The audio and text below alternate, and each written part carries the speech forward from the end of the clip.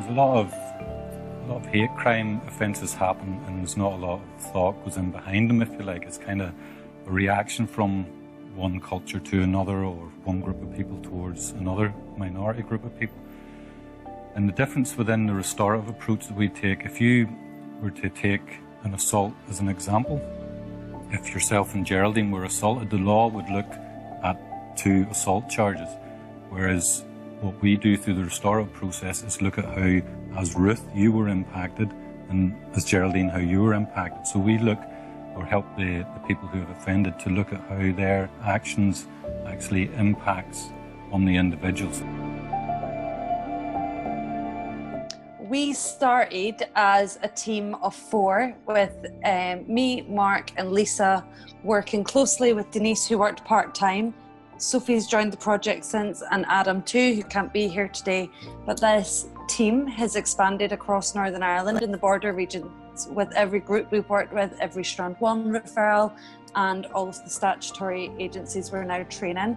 And it really does feel like everyone has joined in and Get Real and got behind the work we do and really believed in it, which is what's made it work.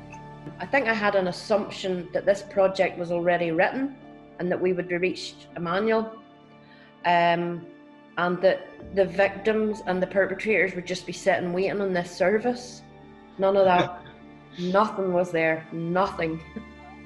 There was an offer from the funders. Yes, we will support this project, and the business plan that NIACRO had written, and that was it.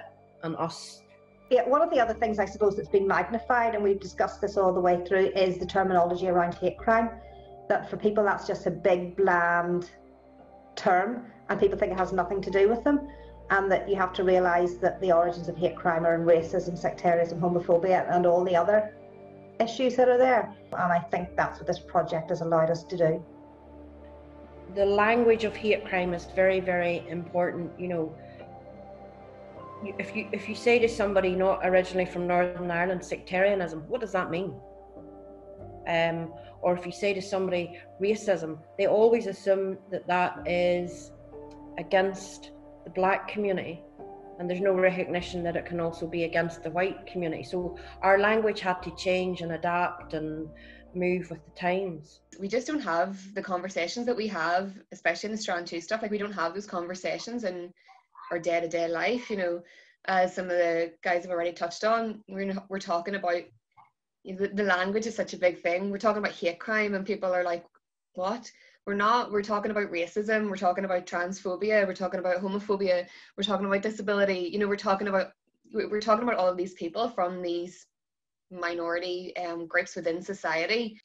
I think also a huge section of the community and organisations and statutory bodies are ignorant about hate crime, and then they're ignorant about the impact of it. And even when they get to learn all that, they're ignorant about their responsibility within that. I also think it's been important for victims of hate crime to have this recognised, and where you're with groups or where you're with people or you're bringing people in, you're recognising the harm that's been done to them. For me, I very quickly learned that victims don't receive support as much as they could from the people who are there to protect them and who are supposed to support them as victims. They take on a position of that individual and don't want them to access other support. And my understanding is that as a human being, you should have a menu and, you know, of options, because it's not one thing works for you or fits you. It brings stuff up for people that they've never thought about before, they've never talked about before, they've never considered, and it does create a real space for people to reflect. Like, you know, we talk about prejudice and biases, and what are those, and what are the prejudice and biases that you have, because we all have them. We've had loads of referrals where it has become somebody's norm or their life to be called a whatever. And when somebody shares all that with you, their hurt, their pain, their experience, that you don't just throw that into the wind, that you actually use that for your training, and take them through a process themselves where healing can begin.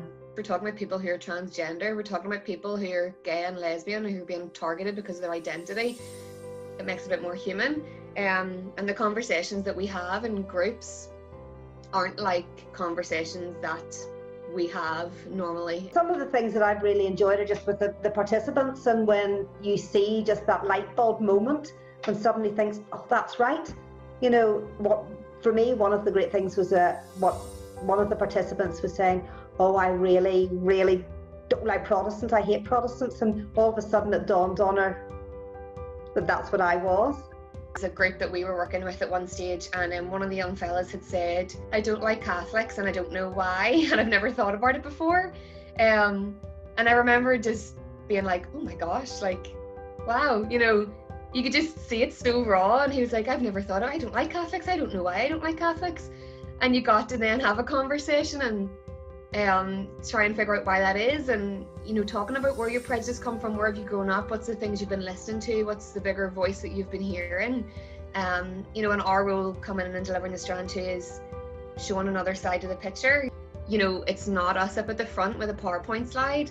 It's the value in the conversation comes from the participants, because it's one thing us having these conversations, and yes, they're really powerful, but there's more power in actually meeting somebody from one of these groups, one of these smaller groups within society that you don't get to meet. Meeting somebody who's gay, meeting somebody who's transgender. We've worked quite closely with the Get Real project, and what we've seen through that is the perpetrators of these crimes and those who may be held ignorant or prejudiced beliefs engaging with actual trans people like myself. I'm personally very invested in restorative justice and believe that we should move away from a system that focuses on kind of punitive and punishing forms of justice, and towards one which promotes rehabilitation, promotes healing, and proper justice and safety for vulnerable groups in our society. The success with the restorative process when you're working through it is spending the time in the preparation. So it's not necessarily just getting into the room together, because that's always just an option that we give people we work with. It's not something that we say is going to happen.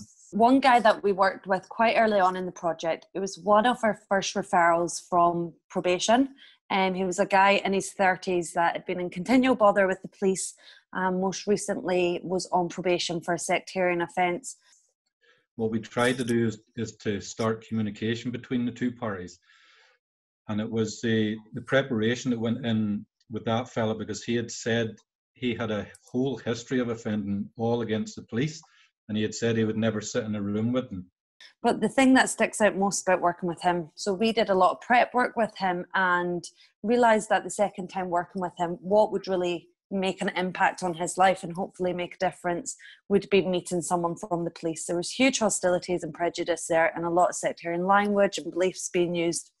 So we did a lot of prep work with him and organised a restorative conference between him and a police officer who we'd worked with on the other strand of the project. She became a really valuable resource that was happy to support our work and encourage restorative work. So she'd met with a group of women previously in our training settings and had agreed to meet with the perpetrator.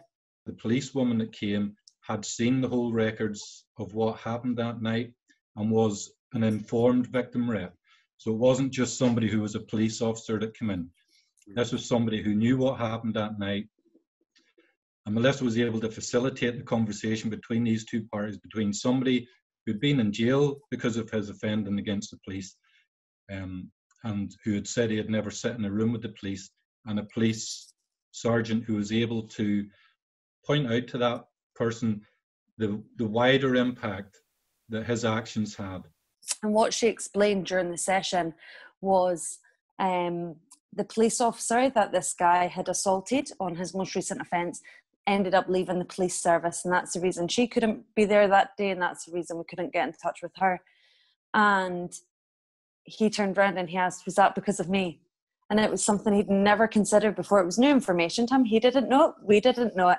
And he thought, was that because of me and my actions? And she couldn't answer that, the other officer. We'll never know if it was a lead-in thing, if she was going to leave anyway, if his actions really did push her over the edge. It just, I think for him, that realisation really helped him understand that his actions have consequences, not just for him, but for other people. A lot of their conversation was about being parents, and he realised this officer has a family. How are they impacted now that she's left her job? How will things be different? What's going on for her? Since then, we haven't heard of him being in bother. Lots of personal issues, positive outcomes for him in terms of his own personal life since that conference that was taking place. And it also touches what some people have said here already, in that we had probation staff sitting in who were able to experience what a restorative process is like. We had the police who were able to experience a genuine restorative process, and somebody who had offended who was able to experience a proper restorative process. And for me, that was one of the really important things about this program, is that the restorative aspect is a genuine process, and it's a process of helping those people to communicate as well as recognise the harm and the impact of their actions. I think as well for me, some of the highlights were when, with the Strand 2 participants, who brought them together with the people I'd asked to meet. And so when people are saying, I want to meet a police officer because they're the people I have most issue with, and at the end of a session, you see there's been relationship developed and people are smiling together and their actual genuine positive relationships are there. That's just really rewarding. One of the participants, she had contacted us because she believed there was a referral where she worked involving 2 people. And what she said was that had she not taken part in training, she would not have been able to identify what had been reported to her as hate crime. And it was very, very clearly hate crime. It was something that was integral to our group training, is, you know, making it a safe space for people to be able to open up and talk about these things with each other. That was probably one of the biggest challenges to moving online, was how are we going to build up the relationship. Testament to how that creativity is such a benefit, because there's loads of organisations, you know, statutory, community, whatever, who, because of COVID, have just literally shut. Oh, we can't do it, sorry. So there's no other plan B, plan C, plan D. So yet again, Get Real have just responded to the needs of the group, responded to the context that we're all in, and adapted to meet those needs. It's not, we probably can't engage the same users we've worked with before. We were speaking that we've worked in all the prisons with prison officers and prisoners. That's not possible anymore, to zoom into someone's cell. It's not possible, it's not appropriate. And what we're doing really well right now is training professionals, as Sophie said, so training NIACO staff members, other staff, and then training criminal justice staff that Denise has spoke about, and we're doing that really well, and that works fantastically over Zoom. What we need to stop doing is get judged based on our ethnicity. We're all people. They're lazy people, hardworking, regardless of where they come from. Something that I've learned is what my own prejudices are. I've kind of always thought of myself as being quite open-minded and very liberal, and, you know, just like people are people, but there are some things that have come up and I've been a bit like, oh, I'm not really sure how I feel about that. So it's kind of taking that forward and being aware of that and challenging myself. I think when you see yourself as liberal and all of these lovely things that we like to think of ourselves, it can be really hard to admit, well, I have my own stuff going on, because you want to just appear as welcoming and open. So previous to this, I thought I was pretty tolerant. I thought I was pretty well educated, when really I wasn't, and the majority of things I was very ignorant. So it's great to have those sort of tools to be more aware. It's great to hear other people's viewpoints and take them on board. It's exactly the same kind of premise that all the training has. You have to create a safe atmosphere and saying, look, if you go out of this, come back in, don't worry. If it doesn't work this way, it'll work another way. So you're trying to put people at their ease and make them comfortable with technology. And there's also a big generational gap in that as well. There's no way I could be delivering this training without Melissa and Sophie there. My generation is not going to take to delivering everything online in the same way. And so that's where teamwork is so important.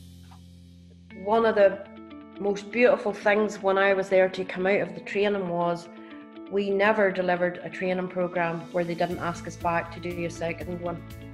And I think that was the best compliment that we could have received, that we were doing something right. We had nobody else to learn from. There was nobody else doing what we were doing, so we were on our own.